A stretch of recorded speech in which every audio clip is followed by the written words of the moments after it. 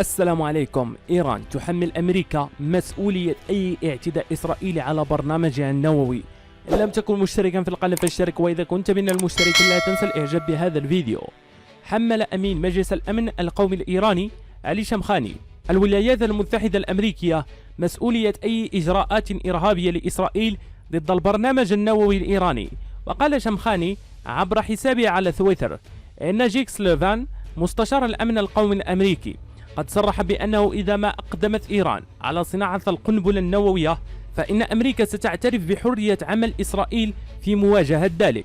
هذا الاعتراف يعني أن أمريكا كانت وما زالت تتحمل مسؤولية جميع الممارسات الإرهابية للكيان الصهيوني ضد الأشخاص والمنشآت النووية الإيرانية، مضيفا على أمريكا تحمل تبعات ذلك. وكان مستشار الأمن القومي الأمريكي قال في كلمة أمام معهد واشنطن لسياسة الشرق الأدنى إن بلاده أوضحت لطهران أنها لن تسمح لها بامتلاك أسلحة نووية، وأنها ستقوم بكل الإجراءات اللازمة لمنعها، بما في ذلك الاعتراف بحرية إسرائيل في اتخاذ الإجراءات اللازمة. وأكد أن برنامج إيران النووي تقدم بشكل كبير وهو خطر حقيقي على الأمن الإقليمي والعالمي، وحث على الولايات المتحدة مشيرا أن واشنطن تواصل اتخاذ الإجراءات لمنع إيران من امتلاك سلاح نووي.